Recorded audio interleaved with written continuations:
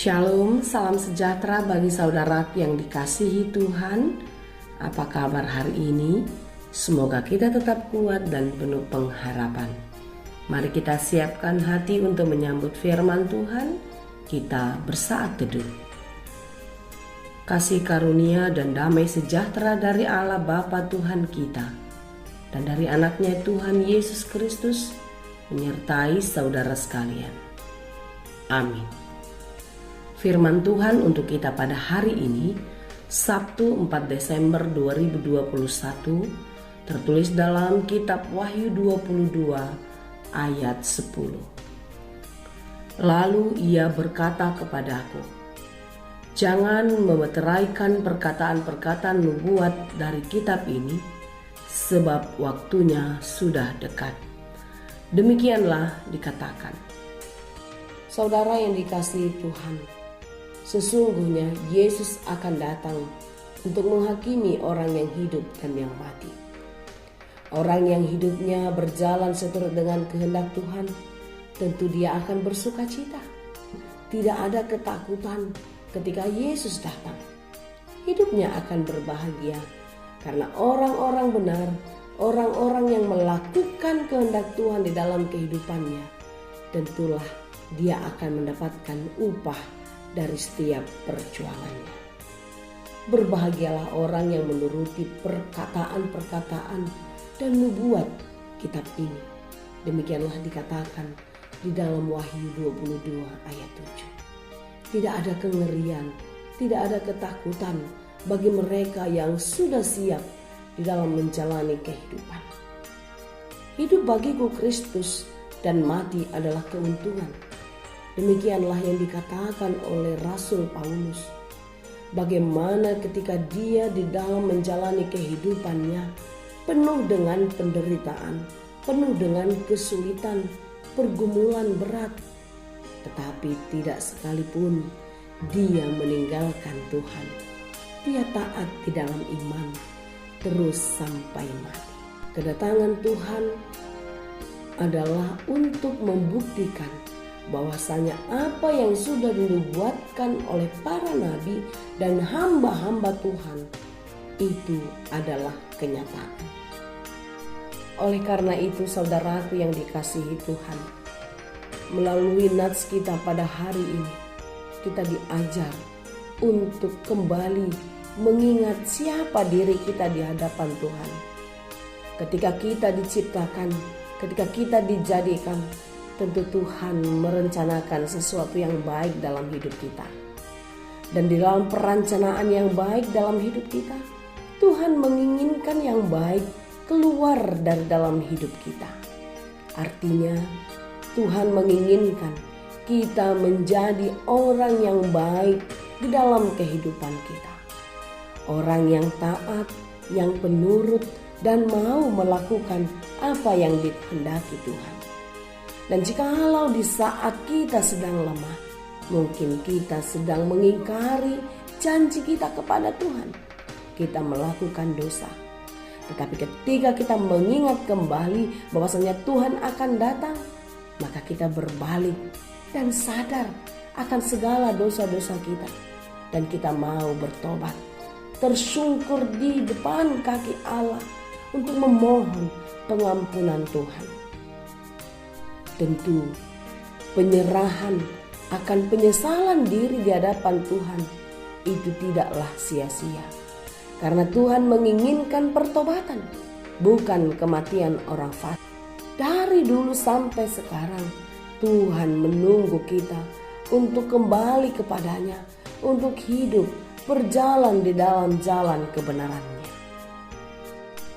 Ketika kita sudah menyadari dan berbalik kepada Tuhan, nats kita pada hari ini mengingatkan supaya kita tidak atau jangan memeteraikan perkataan-perkataan nubuat dari kitab ini.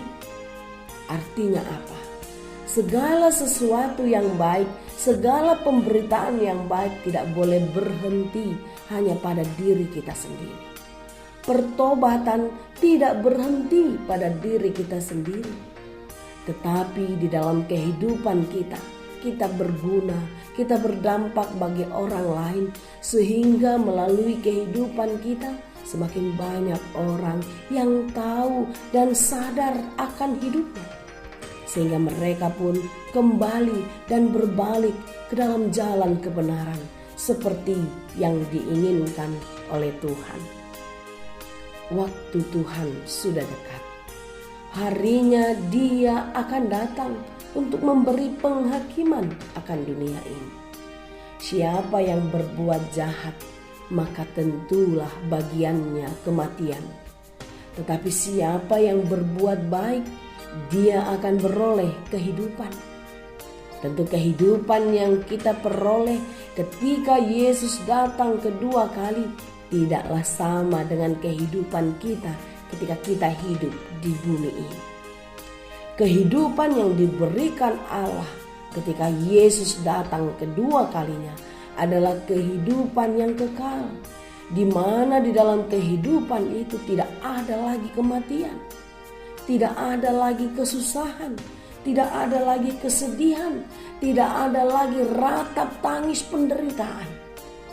Tetapi sebaliknya, kehidupan yang selama-lamanya, sukacita, damai sejahtera, kedamaian, ketenangan, segala sesuatu yang kita tidak dapatkan di bumi ini, kita akan dapatkan di sorga kelak. Oleh karena itu, saudaraku yang dikasihi Tuhan, selagi kita diberi kesempatan, bagimu yang sudah berbuat baik, yang sudah melakukan kehendak Tuhan di dalam hidupnya ketika engkau hidup di bumi ini, teruslah bertahan.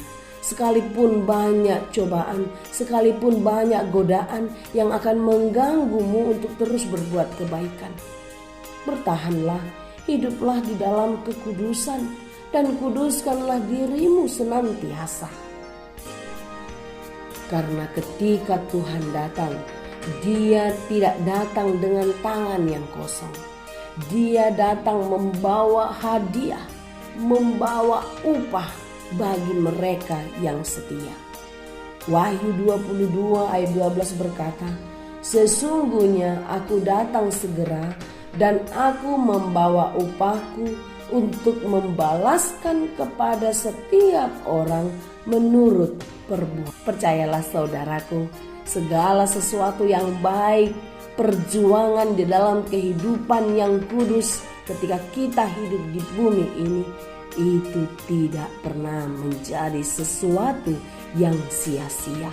Dan orang yang setia di dalam kehidupannya tentu akan mendapatkan upah yang sesungguhnya. Tuhan Yesus memberkati. Amin. Tuhan, terima kasih untuk firman-Mu hari ini. Firman-Mu yang menghibur kami, firman-Mu yang mengingatkan kami akan kedatangan-Mu. Mampukan kami untuk hidup di dalam kesetiaan, sehingga ketika Engkau datang, kami beroleh upah kemenangan. Terima kasih Tuhan, kami percaya kami tidak akan kalah ketika Engkau bersama-sama dengan kami. Kami akan memenangkan pertarungan iman ini, dan Tuhan akan memakai kami untuk boleh menjadi pemenang bagi saudara-saudara kami. Kuatkan dan mampukan kami Tuhan untuk melakukan apa yang Engkau kehendaki di dalam kehidupan ini. Terima kasih Bapa. Hanya di dalam Yesus kami berdoa dan mengucap syukur. Anugerah Tuhan kita Yesus Kristus, kasih karunia Allah Bapa, dan persekutuan Roh Kudus, itulah kiranya yang menyertai dan memberkati kamu sekalian. Amin.